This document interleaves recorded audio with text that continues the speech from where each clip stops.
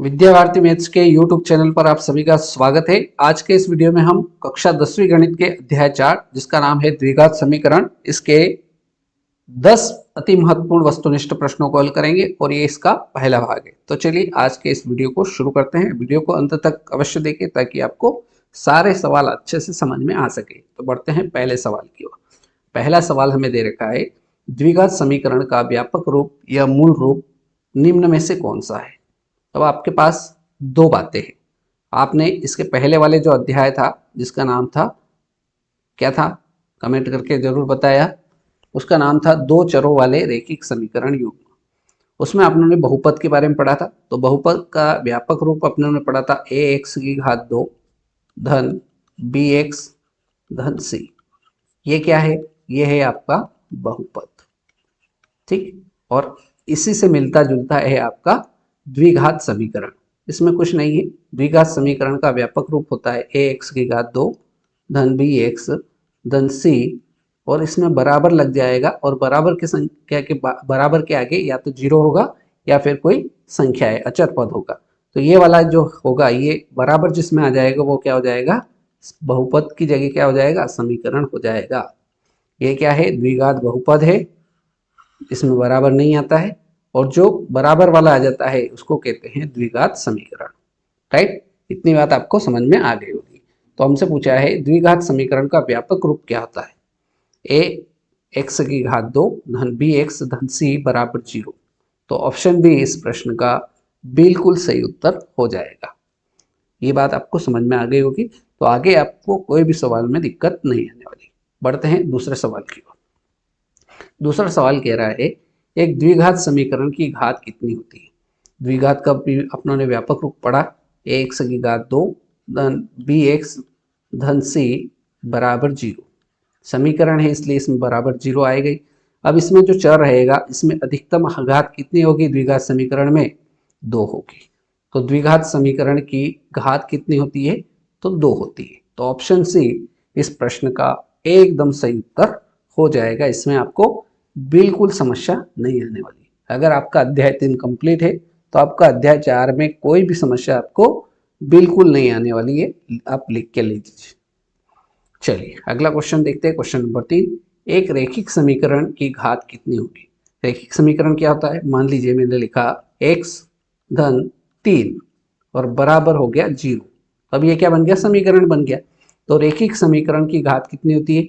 इसमें जो चर रहता है इसकी अधिकतम घात कितनी होती है? 1 होती है। इसमें चर की अधिकतम घात कितनी होती है? रैखिक समीकरण में 1 होती है। तो रैखिक समीकरण की घात कितनी हो जाएगी? 1 हो जाएगी। तो ऑप्शन बी इस प्रश्न का एकदम सही उत्तर हो जाएगा। बोलो आई क्या बात समझ में? आप कहोगे कि सर बिल्कुल आ गई बात समझ में। तो चौथा प्रश्न आप आसानी से हल कर सकते हैं। चौथा सवाल हमें दे रखा है, समीकरण ए एक्स की घात 2 धन बी एक्स धन सी बराबर 0 का विविक्त कर क्या होगा? या इसका एक और नाम भी याद रखना है अपने को। विविक्त कर की जगह विवेचक पूछ लेता है, तब भी आपको वही निकालना है। क्या होता है? एक्स की घात ए की घात 2 माइनस 2 ए बी, बी की घात 2 माइनस 4 ए सी, या ऑप्शन सी दे रखा है बी की घात 2 माइनस 2 ए सी, डी दे रखा है बी स्क्वायर माइनस ए सी। तो जो समीकरण होता है ए एक्स की घात 2 धन बी एक्स धन सी बराबर 0, इसका विविक्त कर का एक फार्मूला होता है, वो अपने को याद रखना है, बी स्क्वायर माइनस 4ac। ये फार्मूले की सहायता से हम विविक्त कर या विवेचक निकालते हैं। तो ये कहाँ मिल रहा है आपको? ऑप्शन बी में दिखाई दे रहा है। तो ऑप्शन बी इस प्रश्न का एकदम सही उत्तर हो जाएगा। आगे बढ़ते हैं क्वेश्चन नंबर 5। अब इसको हल करते हैं अपन। पांचवें सवाल को, समीकरण दे रखा है पी एक्स की घात 2 धन क्यू एक्स धन आर बराबर 0 का विविक्त कर क्या होगा? अभी हमने पढ़ा विविक्त कर कैसे निकालते हैं।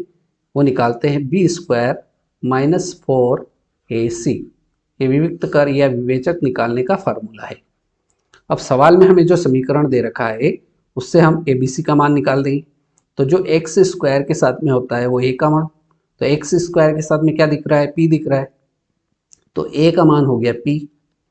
जो एक्स के साथ होता है वो किसका मान हो जाता है? बी का मान। तो b का मान यहाँ पर हो गया q, और जो अचर होता है जिसमें x और y कुछ नहीं होता है वो किसका मान हो जाता है, c का मान हो जाता है। तो यहाँ से c का मान कितना हो जाएगा, r हो जाएगा। बस मान रख दीजिए b स्क्वायर, b स्क्वायर का मतलब q का स्क्वायर, क्योंकि b का मान क्या है, q है, माइनस 4, a का मान कितना है p, और c का मान कितना है r। बस इसको हल कर लीजिए, तो q का स्क्वायर होगा तो ये हो जाएगा q square minus 4, P R का गुणा हो जाएगा तो ये हो जाएगा p इंटू आर। तो यहाँ से इसका विविक्त कर क्या हो जाएगा, q स्क्वायर माइनस 4pr। कहाँ दिख रहा है, ये दिख रहा है आपको ऑप्शन बी में। तो ऑप्शन बी इस प्रश्न का एकदम सही उत्तर हो जाएगा। इसमें आपको केवल इतनी बात याद रखना है कि विविक्त कर या विवेचक पूछे तो अपने को बी स्क्वायर माइनस 4ac याद रखना है। बस अगर इतनी बात आपको समझ में आ गई तो आपका एक भी सवाल गलत नहीं होगा। चलिए छठे क्वेश्चन की ओर बढ़ते हैं। छठे क्वेश्चन में दे रखा है द्विघात समीकरण है 4x की घात 2 धन 4x धन 1 बराबर 0 का विविक्त कर क्या होगा। तो अपने को पता है कि विविक्त कर निकालने का फॉर्मूला है बी स्क्वायर माइनस 4ac।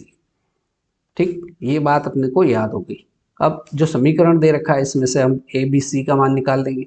तो जो एक्स स्क्वायर होगा उसके साथ में जो संख्या होती है वो ए का मान, तो ए का मान 4, एक्स के साथ जो रहेगा वो बी का मान, तो एक्स के साथ 4 है तो बी का मान 4, और जो अचर रहेगा जिसमें एक्स वाई नहीं होगा वो सी का मान, तो यहाँ संख्या केवल 1 है तो सी का मान कितना हो गया, 1 हो गया।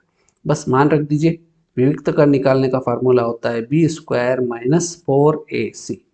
मान रखेंगे b का स्क्वायर, b का मान कितना है 4, 4 का स्क्वायर माइनस 4 इंटू ए का मान कितना है 4 और c का मान कितना है 1।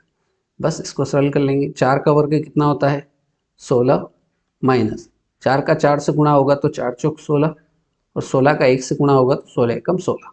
तो ये प्लस का 16 माइनस के 16 से क्या हो जाएगा, कैंसिल हो जाएगा, तो ये कितना आ जाएगा, मान आ जाएगा इसका 0।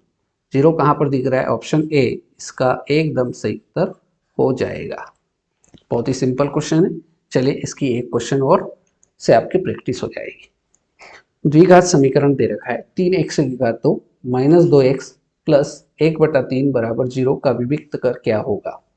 सबसे पहले a का मान कितना हो जाएगा, तो आप कहोगे 3 हो जाएगा। b का मान कितना होगा, तो आप कहोगे माइनस का 2 हो जाएगा। और c का मान कितना होगा, तो आप कह दोगे बड़ी आसानी से कि इसका मान होगा 1/3। बस आपको फार्मूले में मान रखना है बी स्क्वायर माइनस 4 इंटू ए सी। मान रखेंगे माइनस 2, बी का मान माइनस 2 है, इसका वर्ग माइनस 4 फार्मूले का, ए का मान कितना है 3 और सी का मान कितना है 1/3। बस इसको सरल कर देंगे, माइनस 2 का वर्ग होगा तो ये माइनस माइनस क्या हो जाएगा, प्लस हो जाएगा, और 2 का वर्ग कितना होता है 4, राइट। यहाँ 3 से ये 3 क्या हो जाएगा, कैंसिल हो जाएगा। 4 का गुणा 1 से होगा तो 4 एकम 4, और ये कितना काय का है, माइनस का 4। ये प्लस के 4 से माइनस का 4 क्या हो जाएगा, कैंसिल हो जाएगा, तो यहाँ दोनों कट जाएंगे तो ये भी कितना आ गया 0। तो ऑप्शन बी इस प्रश्न का एकदम सही उत्तर हो जाएगा। बहुत ही सिंपल क्वेश्चन है। अब आप आसानी से इसको हल कर सकते हैं परीक्षा में अगर आ जाए तो। चलिए अगला टाइप का क्वेश्चन देखते हैं। क्वेश्चन नंबर 8, इसमें हमें दे रखा है एक्स स्क्वायर बराबर 9 का हल समुच्चय क्या होगा। कैसे करेंगे, तो सबसे पहले जो हमें समीकरण दे रखा है एक्स स्क्वायर बराबर 9, यहाँ से स्क्वायर हटाएंगे तो इधर हो जाएगा एक्स बराबर, स्क्वायर हटेगा तो इधर क्या हो जाएगा, प्लस माइनस में अंडर रूट लग जाएगा। अब यहाँ से एक्स बराबर, ये अंडर रूट में से निकलेगा तो इसका वर्गमूल कितना हो जाएगा, प्लस माइनस 9 का वर्गमूल कितना होता है 3 होता है। तो यहाँ से x के 2 मान अपने को प्राप्त हो गए, एक प्राप्त हुआ प्लस का 3, दूसरा मान प्राप्त हुआ माइनस का 3।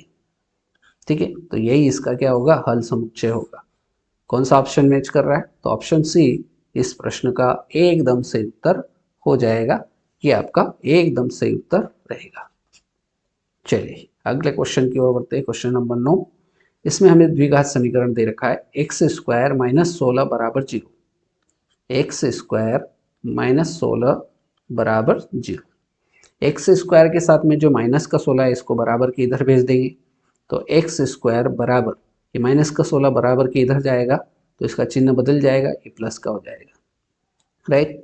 अब यहाँ से इसको हल करेंगे, एक्स इधर स्क्वायर हटाएंगे तो ये इधर आएगा, प्लस माइनस में अंडर रूट लग जाएगा इस संख्या के ऊपर, तो ये हो जाएगा एक्स बराबर प्लस माइनस अंडर रूट 16।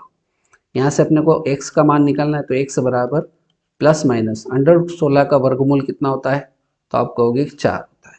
तो यहाँ से एक्स के दो मान अपने को मिलेंगे, एक होगा प्लस का 4, प्लस लिखने की आवश्यकता नहीं होती है, और एक होगा माइनस का 4। तो 4 माइनस 4 कौन सा ऑप्शन मैच कर रहा है, तो आप कहोगे कि ऑप्शन सी मैच कर रहा है। तो ऑप्शन सी इस प्रश्न का एकदम सही उत्तर हो जाएगा।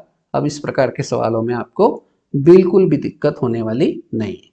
चलिए एक इस प्रकार का सवाल चेक कर लेते हैं कि आपको इस प्रकार का सवाल आया कि नहीं आया।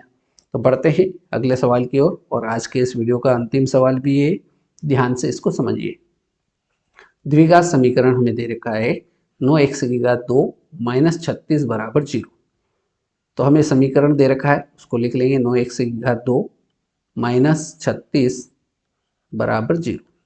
अब एक्स स्क्वायर वाले पद के साथ में जो संख्या माइनस की है माइनस 36, उसको बराबर के उधर भेज देंगे, तो ये हो जाएगा 9x की घात 2 और ये माइनस 36 इधर आएगा तो काय का हो जाएगा, प्लस का 36 हो जाएगा।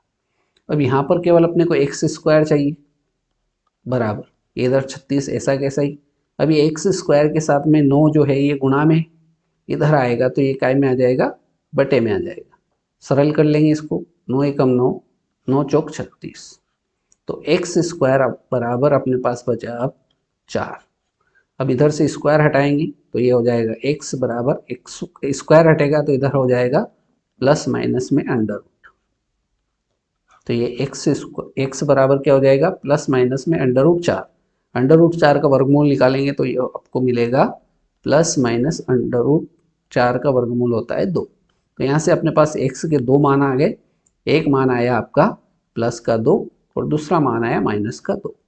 कौन सा ऑप्शन मैच कर रहा है, तो ऑप्शन ए इस प्रश्न का एकदम सही उत्तर हो जाएगा।